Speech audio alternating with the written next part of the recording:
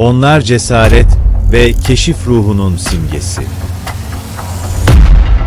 Viking kadın savaşçılarının cesaret kaynağı nelerdi? Onların üstün denizcilik becerileri, düşmanlarına karşı nasıl bir avantaj sağladı? Korkusuz bir halkın cesaretini, gizemlerini ve savaş stratejilerini inceliyoruz.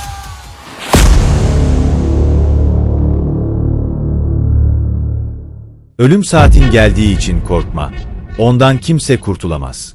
Volsunga Destanı 8. yüzyıldan 11. yüzyıla kadar Kuzey Avrupa'nın soğuk topraklarından gelen bir halk, denizleri ve savaş meydanlarını fethetmişti.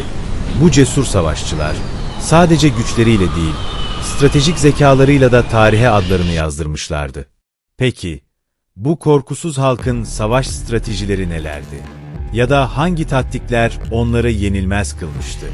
Hazırsanız gelin, hep birlikte derinlemesine inceleyelim. Vikinglerin en ünlü savaş taktiklerinden biri olan Kalkan Duvarı, onları düşmanlarına karşı sarsılmaz bir savunma hattı haline getirirdi. Bu teknik, savaşçıların kalkanlarını birbirine kenetleyerek güçlü bir duvar oluşturmasını sağlardı. Vikingler, bu duvarın arkasında düşman saldırılarını püskürtür ve karşı saldırılar düzenlerdi. Orta Çağ askeri tarihi konusunda uzman bir İngiliz tarihçisi olan David Eichel, Vikingler hakkında oldukça detaylı bilgiye sahiptir. Vikinglerin bu savunma taktiği hakkında Eichel, savaşçılarının kalkanlarını yan yana getirerek düşmana karşı güçlü bir savunma hattı oluşturduğunu belirtir. Bu duvar, düşman saldırılarını püskürtmek için mükemmel bir savunma stratejisidir demiştir. Vikinglerin savaş taktikleri arasında hız ve hareketlilik büyük önem taşırdı. Hafif zırhlar giyerek hız ve hareket kabiliyetlerini artırırlardı. Bu, onları düşmanlarına karşı ani baskınlar düzenleyebilecek kadar çevik hale getirirdi. Kuşkusuz Vikinglerin en önemli özelliklerinden biri de denizcilikteki korkusuz cesaretleri ve üstün becerileriydi. Usta denizciler olarak nam salmış bu savaşçılar, çıktıkları uzun deniz seferlerinde yollarını bulmak için güneşin gökyüzündeki konumundan yararlanıyordu. Efsanelere göre Vikingler, bulutlu ve sisli günlerde güneşin yerini belirlemek için gizemli bir güneş taşı kullanıyordu. Kristalleşmiş kalsiyum karbonattan oluşan İzlanda taşı, ışığı polarize edebilme özelliğine sahipti. Bu da onları ilk navigasyon kullanabilen savaşçılar yapıyordu. Denizcilikteki ustalıklarını savaş stratejilerine yansıtarak, düşmanlarına karşı ani deniz saldırıları düzenlerlerdi. Uzun gemileri sayesinde hızla hareket ederek, kıyı bölgelerine beklenmedik baskınlar yapar ve düşmanlarını hazırlıksız yakalarlardı.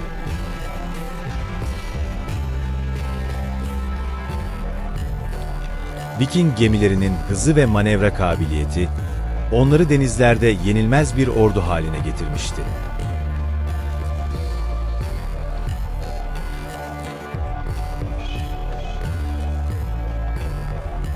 Vikinglerin stratejik yerleşimleri ve keşif faaliyetleri, onları savaş alanında üstün kılan bir diğer önemli faktördü.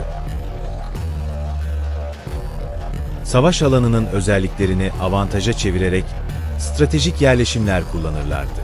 Yüksek noktaları ve dar geçitleri savunarak, düşmanlarının hareket kabiliyetini kısıtlamayı da çok iyi biliyorlardı. Bu taktikleri uygulayarak, düşmanlarını hem fiziksel hem de psikolojik olarak zor durumda bırakıyorlardı. Tarih boyunca cesaret, güç ve kararlılıkla anılan Vikingler, sadece erkek savaşçılarla değil, aynı zamanda efsanevi kadın savaşçılarıyla da tanındılar. Viking toplumunda kadınlar, ailelerinin ve topluluklarının önemli bir parçasıydı. Onlar, evin yönetiminde büyük rol oynarken, aynı zamanda tarlalarda çalışır, ticaret yapar ve zanaatla uğraşırlardı. Kılıç kullanma, ok atma ve savunma taktikleri konusunda eğitim alırlardı. Bu hazırlıklar, onların savaş meydanında başarılı olmalarını sağlardı. Kadın savaşçılar, liderlik vasıfları ve dövüş yetenekleriyle savaş meydanında önemli roller üstlenirlerdi. Bu, onların ne kadar güçlü ve Viking toplumunda ne kadar önemli olduklarını gösterir.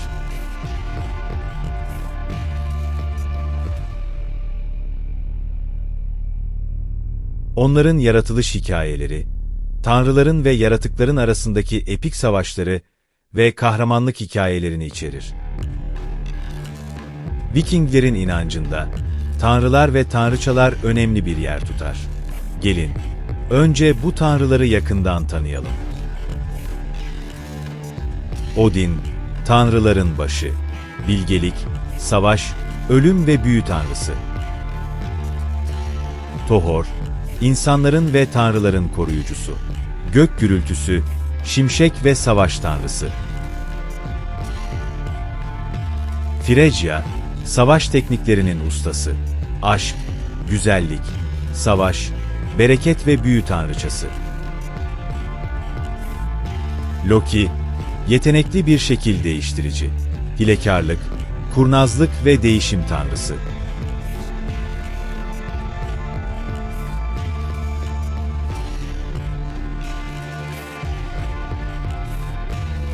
Vikingler, tanrılarına bağlılıklarını göstermek için çeşitli ritüeller ve kurbanlar gerçekleştirirdi. Kutsal mekanlarda yapılan bu ritüellerde hayvan kurban etme, dualar ve adaklar önemli bir yer tutardı.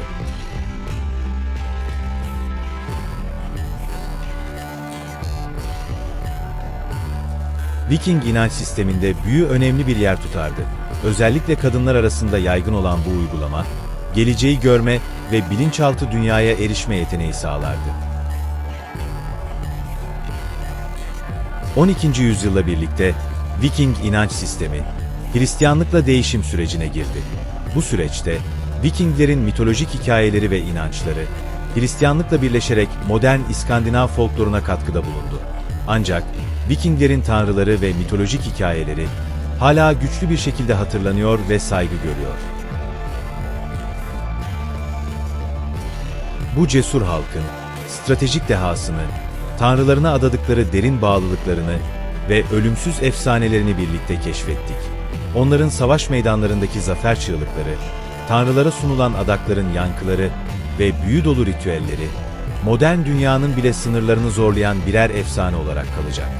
Her savaşçı, her tanrı ve her efsane, Vikinglerin ölümsüz ruhunu anlatan birer hikaye olarak yaşamaya devam edecek. Kanalımıza abone olmayı, Instagram ve TikTok sayfamızı da takip etmeyi unutmayın. İçeriklerimizin daha fazla kişiye ulaşması için videolarımıza yorum ve beğenilerinizi bekliyoruz.